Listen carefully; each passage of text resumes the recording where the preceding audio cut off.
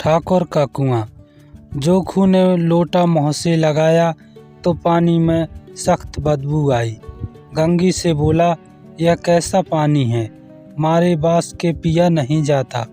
गला सूखा जा रहा है और तू सड़ा हुआ पानी पिलाए देती है। गंगी प्रतिदिन शाम को पानी भर लिया करती थी। कुआं दूर था, बार बार जाना मुश्किल था। कल वह पानी लाई तो उसमें बू बिल्कुल ना थी। आज पानी में बदबू कैसी। लोटा नाक से लगाया तो सचमुच बदबू थी।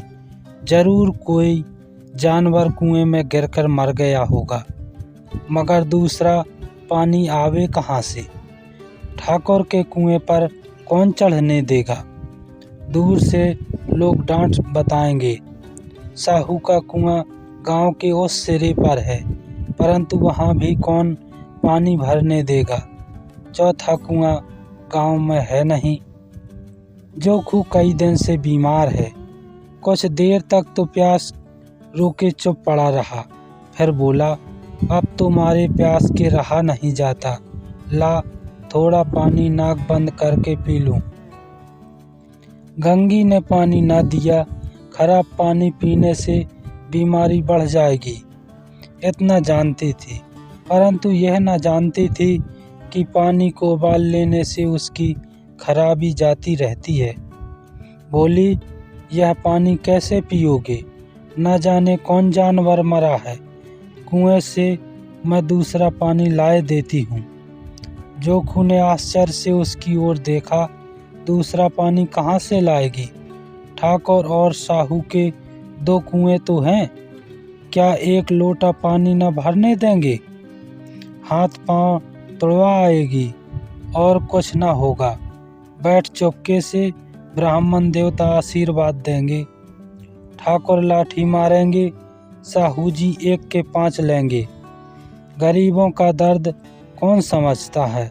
हम तो मर भी जाते हैं तो कोई द्वार पर झांकने नहीं आता। कंधा देना तो बड़ी बात है, ऐसे लोग कुएं से पानी भरने देंगे। इन शब्दों में कड़वा सत्य था। गंगी क्या जवाब देती, किंतु उसने वह बदबूदार पानी पीने को न दिया। रात के 9 बजे थे। थके मांदे मजदूर तो सो चुके थे। ठाकुर के दरवाजे पर 10-5 बेफिक्रे जमा थे। मैदानी बहादुरी का तो अब जमाना रहा है न मौका। कानूनी बहादुरी की बातें हो रही थी। कितनी होशियारी से ठाकुर ने थानेदार को एक खास मुकदमे में रिश्वत दे दी और साफ निकल गए। कितनी अक्लमंदी से एक मार्के के मुकदमे की नकल ले आए। नाजिर और मोहतमिम सभी कहते थे नकल नहीं मिल सकती। कोई 50 मांगता, कोई 100। यहाँ बेपैसे कौड़ी नकल उड़ा दी। काम करने का ढंग चाहिए। इसी समय गंगी कुएं से पानी लेने पहुंची। कुप्पी की धुंधली रोशनी कुएं पर आ रही थी। गंगी जगत की आड़ में बैठी मौके का इंतजार करने लगी। इस कुएं का पानी सारा गांव पीता है। कुएं के लिए रोक नहीं, सिर्फ ये बदनसीब नहीं भर सकते। पानी का विद्रोह दिलरिबाजी, पाबंदियों और मजबूरियों पर चोटें करने लगा। हम क्यों नीच हैं और ये लोग क्यों ऊंच हैं। इसीलिए कि ये लोग गले में तागा डाल लेते हैं। यहाँ तो जितने हैं एक से एक छठे हैं। चोरी ये करें, जाल फरेब ये करें, झूठे मुकदमे ये करें। अभी इस ठाकुर ने तो उस दिन बेचारे गड़जिए की एक भेड़ चुरा ली थी और बाद में मार कर खा गया। इन्हीं पंडित जी के घर में तो 12 मास जुआ होता है। यही साहू जी तो घी में तेल मिलाकर बेचते हैं। काम करा लेते हैं, मजूरी देते नानी मरती है। किसी बात में हमसे ऊंचे, हाँ मुँह से हमसे ऊंचे हैं। हम गली गली चिल्लाते नहीं कि हम ऊँचे हैं, हम ऊँचे हैं। कभी गांव में आ जाती हूँ तो रस भरी आँखों से देखने लगते हैं, जैसे सबकी छाती पर सांप लौटने लगता है। परंतु घमंड यह कि हम ऊँचे हैं। कुएं पर किसी के आने की आहट हुई। गंगी की छाती धक धक करने लगी। कहीं देख ले तो गजब हो जाए, एक लात भी तो नीचे न पड़े। उसने घड़ा और रस्सी उठा ली और झुककर चलती हुई एक वृक्ष के अंधेरे साए में जा खड़ी हुई। कम इन लोगों को दया आती है किसी पर। बेचारे महंगू को इतना मारा कि महीनों लहू थूकता रहा, इसीलिए तो उसने बेगार ना दी थी, इसीलिए तो कि उसने बेगार ना दी थी। उस पर ये लोग ऊंचे बनते हैं। कुएं पर दो स्त्रियां पानी भरने आई थीं।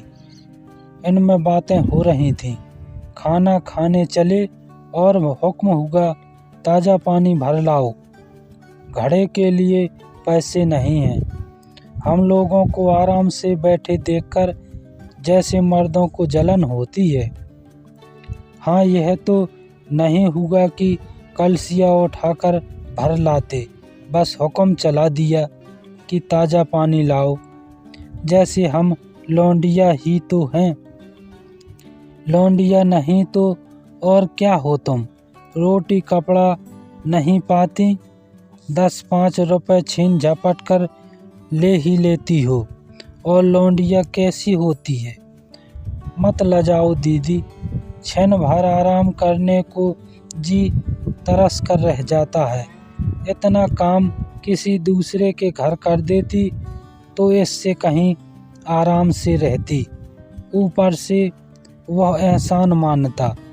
यहाँ काम करते करते मर जाओ, किसी का मुँह ही नहीं सीधा होता। दोनों पानी भरकर चली गई तो गंगी वृक्ष की छाया से निकली और कुएं के जगत के पास आई। बेफिक्रे चले गए थे। ठाकुर भी दरवाजा बंद कर अंदर आंगन में सोने जा रहे थे। गंगी ने क्षणक सुख की सांस ली। किसी तरह मैदान तो साफ हुआ। अमृत चुरा लाने के लिए जो राजकुमार किसी जमाने में गया था, वो भी शायद इसी सावधानी के साथ और समझबूझ कर न गया होगा। गंगी दबे पांव कुएं के जगत पर चढ़ी। विजय का ऐसा अनुभव उसे पहले कभी न हुआ था।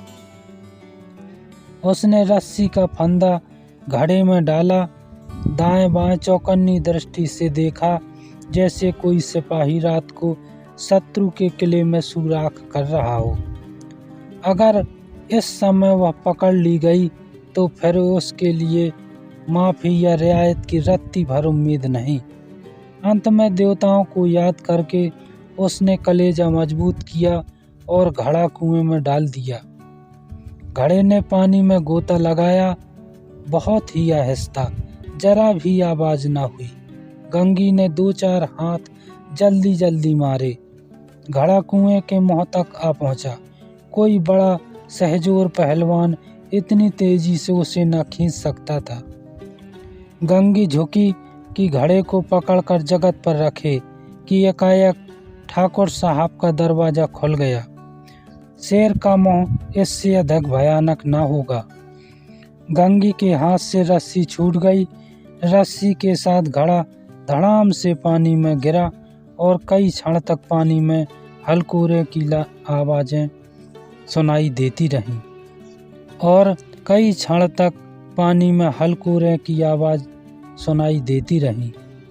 ठाकुर, कौन है, कौन है? पुकारते हुए कुएं की तरफ आ रहे थे और गंगी जगत से कूदकर भागी जा रही थी।